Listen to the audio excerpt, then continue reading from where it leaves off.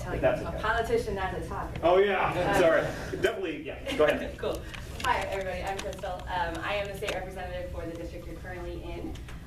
And real quick to answer the question, I am 33 years old, and yes, I am one of the youngest people in the House, and I am the youngest minority leader that has been in existence in the state of Missouri, which is kind of cool. So my district is the 132nd. I have from Commercial Street down just south of Missouri State University, almost to the park, and then National and West Bypass is essentially my region. So if you live there, I am your state representative. Background on me, I went to Missouri State, my degree is in social work. I grew up in Webster County, so I went to Rogersville School District, and I'm the first in my family to graduate high school and go on to college. I did A+ programming through OTC, so I did the dual enrollment stuff, went to Missouri State because it was the only school that I knew about, and it's the only school I applied to, and knew nothing about scholarships, so I have a whole lot of money in student loan debt, and I knew nothing about politics at all until I got to college. I started studying social work, and I had to take a class on policy. It's Policy 101, and I learned very quickly that everything I wanted to do as a social worker to help people was dictated by state or federal policy. So things like who qualifies for Medicaid, who qualifies for food stamps, what are the parameters for folks who get out of these things, how much funding does the state give to mental health care, that kind of stuff. So my senior year at Missouri State, you have to do a practicum internship. So I applied to go to Jefferson City. I was the first social work student at Missouri State to do that, and I went through the legislative internship program. So I had to convince the political science department that social work made sense, and I had to convince the social work department that political science made sense for our internship, which meant I sat in on a lot of meetings with very important administrators trying to convince everyone, and that was pretty intimidating, but I got it done. I got to go to Jeff City for a semester. So I spent a whole legislative session, so January through May, working full-time for the previous representative for this district, Charlie Knorr. And it was honestly there that I decided I wanted to run for office one day. My plan had been to be a social worker, to focus on kids in poverty. And when I got to Jeff City, I realized very quickly that pretty much no one in that building understood poverty to the level that I felt was good for our folks who make laws. You know, a third of the state budget, which is $28 billion, a third of that goes to social services. And here we had, 163 people making laws around social services with that giant chunk of money who really didn't understand it to the level that social workers do, or folks who grow up in poverty do. There are a handful of reps, I don't want to say no one, but I just felt like there wasn't enough folks there. I am one of those that believes we need everybody at the table, so we need social workers, we need doctors, we need farmers and business owners to make really good policy. We can't have a bunch of one profession dictating what happens for the whole state. So I knew at Sunday I wanted to run, but I had no idea when. After I graduated, I fortunately got a job with the United States Senate, but here in Springfield doing constituent services work for the Senate. So when somebody had a problem with federal government, say they couldn't get their passport or their student loan debt was, they were having problems with that, then they could contact their state senator's office, and they have folks who will help navigate the bureaucracy of federal government. And so that's what I did, and I worked there for a few years. Then I left and went and worked on the campaign side of things. I worked on a U.S. Senate race here in Missouri, and I absolutely hated every second of it. So when that campaign was over, I got back to the nonprofit sector and worked there until this seat opened. It was 2015 when I decided to run, and just to be very transparent for me, what it was, at the time we had a city council thing happening called Sexual Orientation and Gender Identities, also known as SOGI. The city council had voted to add protections for the LGBT community so that they could not be fired for being gay or not provided housing in the city of Springfield because they're gay. And the city council passed it, and then the voters repealed it. So there was a whole bunch of money, signatures gathered, it was a big campaign, and it was repealed. So still currently in the state of Missouri, as well as the city of Springfield, you can be fired or you can be denied housing if you are part of the LGBT community. So I had a lot of friends and was heavily invested in that race. It is an issue that I personally care very, very deeply about. And it was truly that day that my husband and I decided that, okay, we're gonna run for office. We knew the seat was gonna be open. We have 3 children, and that was a really deciding factor for us, that we couldn't sit on the sidelines anymore. I needed to be more engaged with what was going on in our community. So I decided to run. I did have a primary and a general. Fortunately, I won both of those decently overwhelmingly, and then ran again in the 2018 cycle. And so I have won technically 3 elections, and I am still the state representative.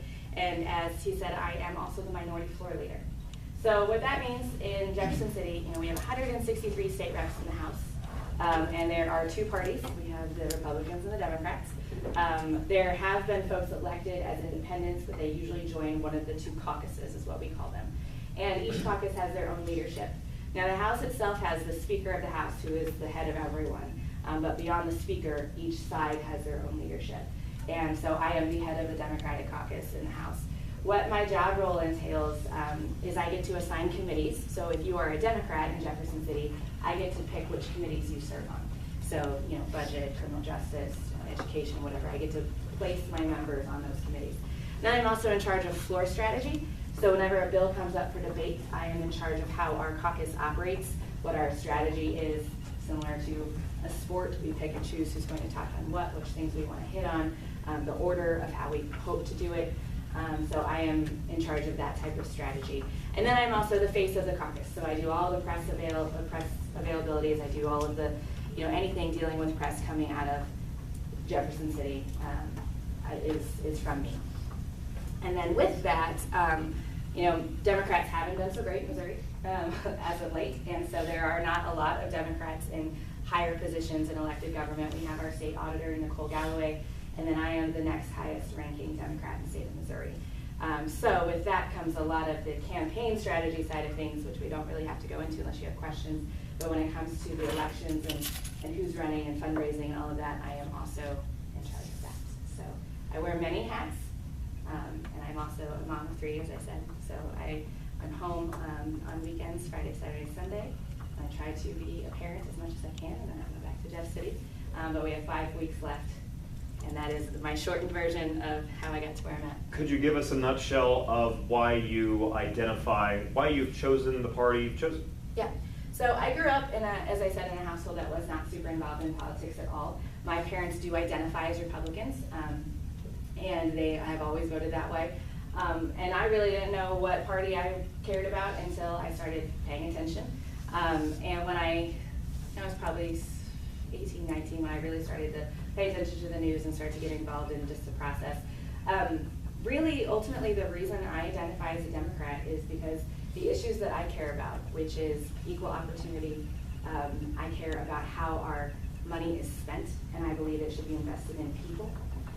And I have a huge interest in making inequity when it comes to, particularly in the state of Missouri, we have a lot of folks who live in poverty, and whether that's rural farming poverty or in the cities where they don't have access to things. And I believe that every human, every child should have an opportunity to succeed no matter where they're from or who they are. And not that the other party doesn't believe that, but when it comes to the policies that we work on, I feel like the Democratic caucus really spends a lot of our energy and time on those types of issues. And oddly, and I say this hesitantly, but I also consider myself a fiscal conservative. And as I've been in Jefferson City, looking at what we are doing and where tax cuts are and how our money is spent, I definitely believe that my side is the one who is working on that too. What's fiscal conservatism? Making sure that we are not overspending for what we have. Missouri is a balanced budget state, which I think is super important, meaning that we don't go into debt unless it is a bonding issue, which you might have heard about bonding lately with roads and bridges. I think it's a terrible idea. But generally, we are a balanced budget state, so we don't spend more than we have. But I also believe that we should be investing our money wisely so that we are spending money in preventative things. Things like healthcare. We spend, as I said before, almost a third of our budget on healthcare in the state of Missouri, which is a lot of money. But we're not spending it on prevention. So we're spending it on the late end when it comes to healthcare. So for instance, we don't have prescription drug coverage for seniors, so we're spending a ton of money on nursing home care. Well, if we had folks getting prescriptions and in-home nurses, then they wouldn't have to go to nursing homes, which cost way more money. So I consider myself more a fiscal conservative because the way that I would like to spend our money is in the investment and prevention side of things.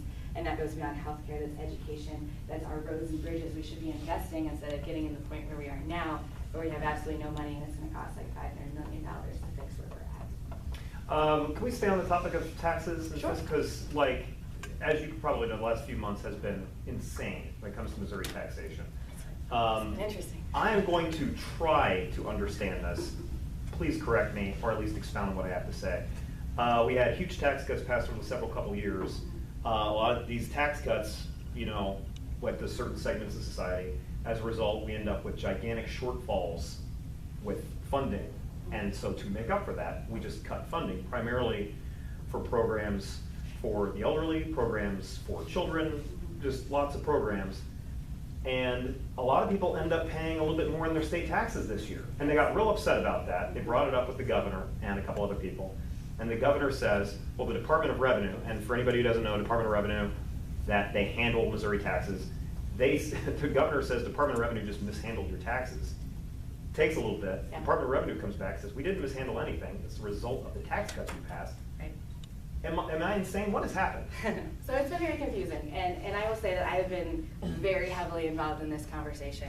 I actually have pre-filed legislation as early as December to deal with this issue.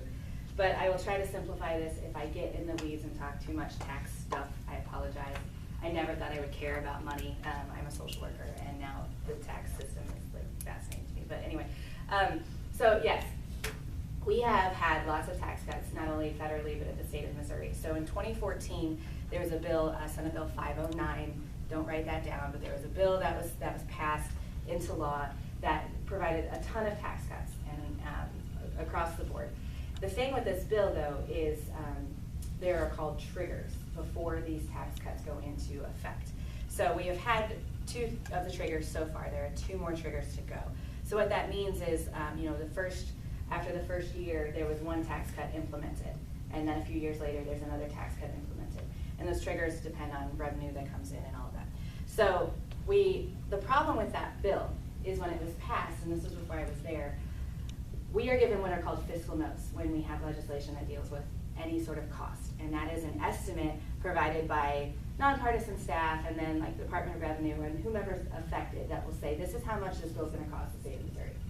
And this fiscal note that was given for that bill was wildly off by like $800 million off. And so what we've seen is Senate Bill 509 is having serious negative effects on the revenue, the amount of money we have in the state of Missouri. So that's one thing. While we're still trying to understand what 509 did, because we still don't know where that's going to place us, there has since been 2 additional tax cuts in the state, at the state level, that have been provided, and then there were the Trump tax cuts that happened in the fall of last year that you may have seen on the news. So we have all of these various tax cuts that we don't really know where they place us, because Missouri is what's known as a coupled state to the federal government. So when they make changes at the federal level to their tax code, it changes what happens to ours as well. And I think there might be 7 or 8 states that are like that, maybe a little bit more. So all that said, about September of last year, the folks who are huge nerds and pay a lot of attention to the money, they're called the appropriations staff in the House, realized that revenue was not coming in the way that it was supposed to. And so they were trying to figure out what's going on. Why don't we have the money that we're supposed to have? Very long story short, the Department of Revenue first said that it had to do with our withholdings. So when you are an employee, you fill out your W-4 and you say, I want 0 withholdings, or I want 1 or 2. And what that number does is determine how much money you get back at the end of the year, or if you owe in. So every paycheck, the state will pull out money, that's called a withholding, and then hold it for the end of the year, and then you either get a big check, or if you don't do withholdings, then you owe it. And since the beginning of time in this country, we have operated off of this W-4 system where you get to essentially decide how you want to budget. Like I know for me, most of my life, I wanted that big check at the end of the year so that I could catch up on whatever. So I adjusted my withholdings so that I would get this money over here. So that's kind of a behavioral trained thing that we as Americans have always done. So those tables, those withholdings that people determine what they want, were altered by the Department of Revenue. Once they saw that these numbers were wrong, they changed the withholdings tables. And then they changed them again. And so where they say there was a withholding error, we have since found out it wasn't an error, it was a choice that the department made to alter these numbers to try to have it make more sense for them. And we could go into whether that was the right or wrong thing to do. That's not really relevant, that's more of a political philosophy thing. So then we see this is happening. So in December, I pre-filed legislation because I was like, nobody's talking about this. What's going on? We have no money, and we knew at that time that because of the changes that they made, that folks were going to get these tax bills that they weren't expecting. So I don't know if you've heard, but folks are owing a lot more money than they were expecting to have owed.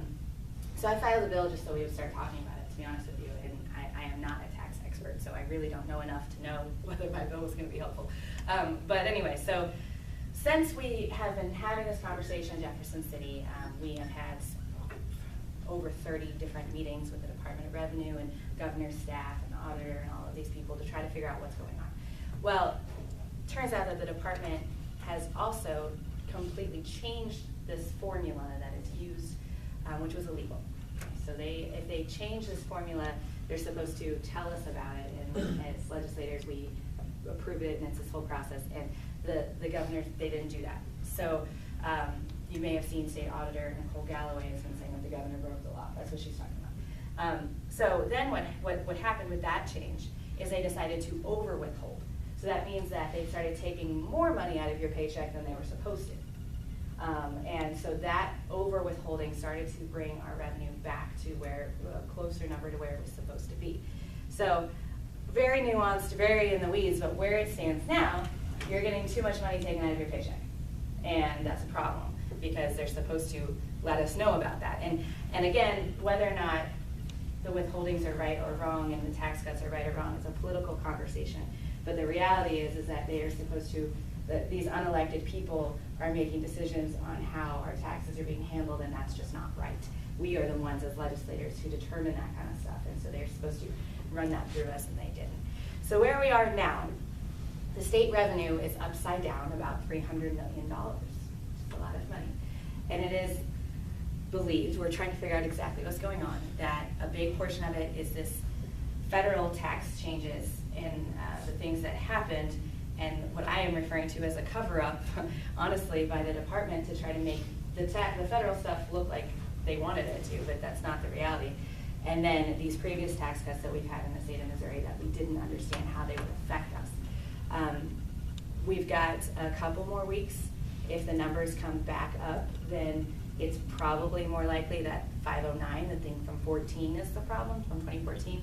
If they don't come back up, then it's probably a combination of previous stuff and what happened at the federal level. What that means for you, what you guys should care about, is when you're going to owe more money in taxes this year if you haven't already done your taxes. Most people will, not everybody, but most people, at both the federal and state level. And we're seeing swings upwards of $4,000 combined that people owe this year that they didn't owe last year.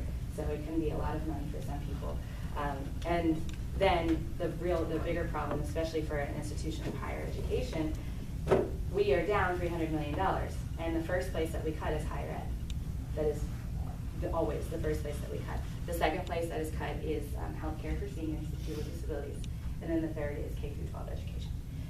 And the reason it's always been done that way is those are the easiest things to cut from. It is a big, giant pot of money, and you don't have to get into the nuanced of like who qualifies and what. You can just say higher ed, we're going to take $10 million away from you. And it's just a lot easier in the budgeting process to do that. So I am every single day looking at our revenue numbers to see where we're at, because we're expected, we budgeted, we planned to have a growth of 1.7%. I know that means nothing to folks in this room, but we are down 4%. So unless we get up to 1.7, we're going to see some serious cuts in state services. Let's have a lightning round. We had lots of students prepare really great questions. Any questions whatsoever for Representative Quade? You go Representative, Minority Leader, how do you? Just call me Crystal. Okay, gotcha. Any questions for Crystal? Kenneth? Okay, so your employer, do they have to take out money from the state taxes? If you are a W-2 employee, yes.